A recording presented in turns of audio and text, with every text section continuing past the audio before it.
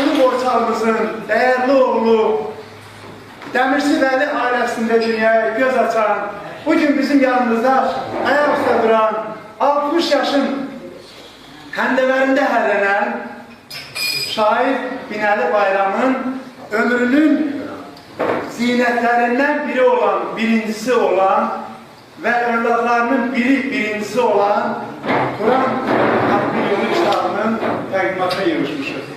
Və bu gözəl məclisdə hər birinizi xoş gördük. Turan Yolu Haqqın Yolu kitabının ərsəyə gəlməsində əziyyətli, zəhməti olan insanlar var.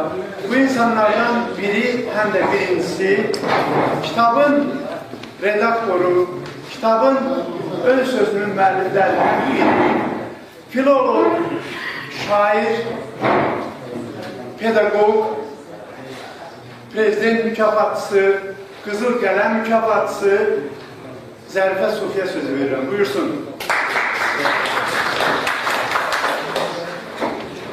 Amma Zərifə Sufi, Zərifə xanım çıxışına başlayana qədər hər birinizdən bir xahişim olacaq.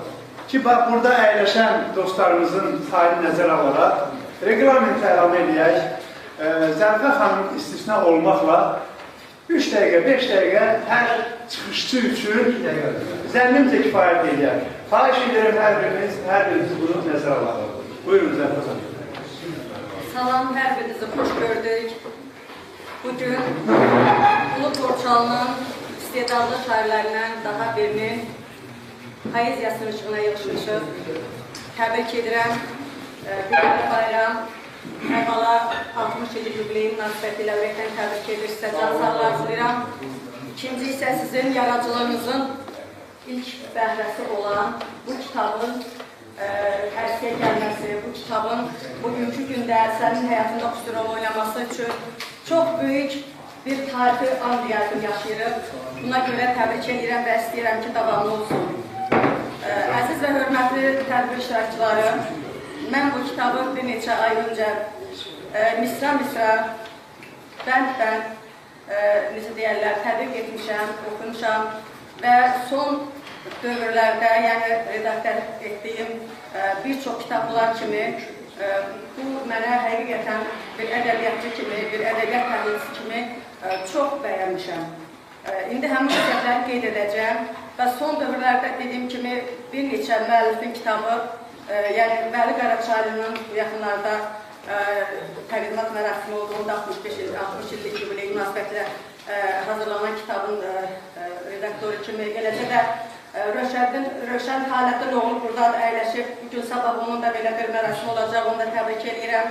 Eləcə də Azad qardaşımız, yəni bu Borçalımızın, yenə deyirəm, gözəl qələm sahiblərini mən təxir edirəm, ürəkdən alqışlayıram ki, bax belə doğrudan da sevincək oluram ki, belə gözəl şeirləri yazıblar. Nələr görməmişəm mən bu həyatda?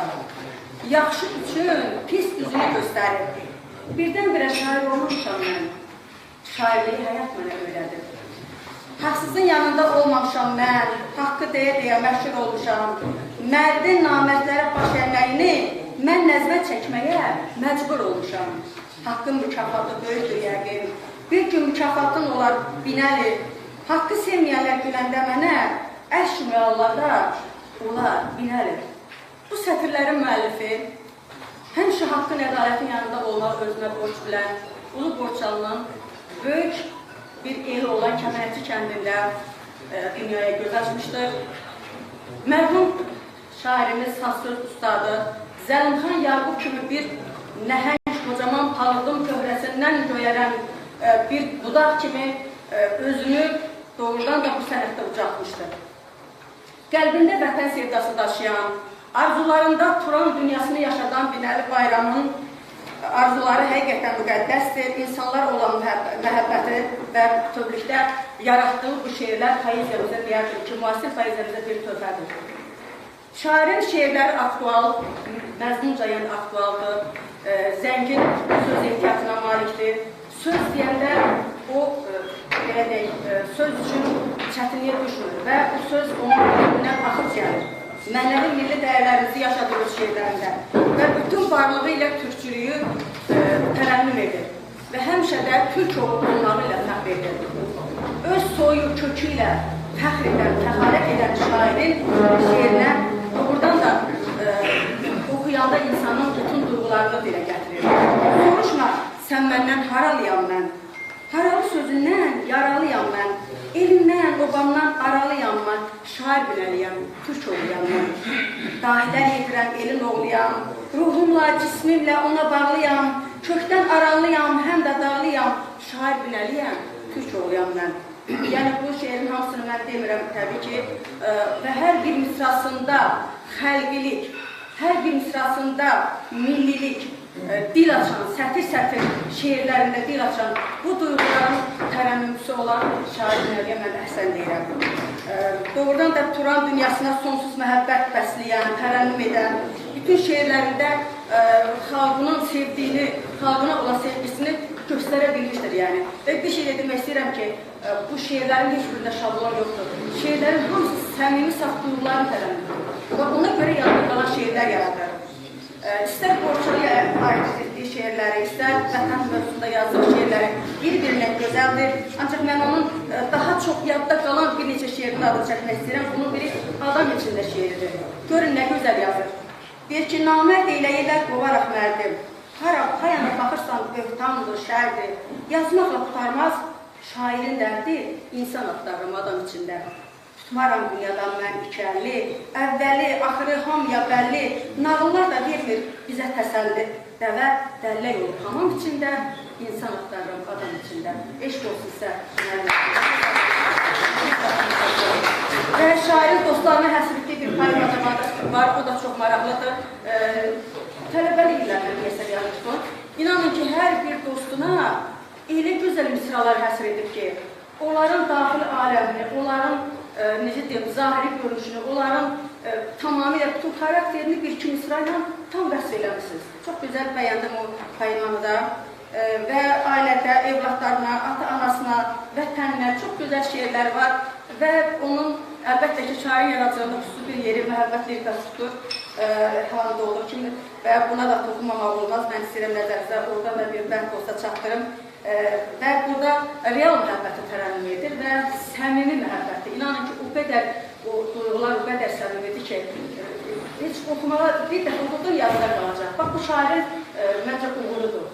Sizin uğurunuzdur. Deyir ki, şairin sevgisini qazanırsan sən, bütün sevgiyə boyanırsan sən, bəlkə cavan vaxt utanmırsan sən, məni sevdiyini niyə demirdin? Onu sevdiyini niyə demirdin? Yəni, çox gözəl şeyləriniz var.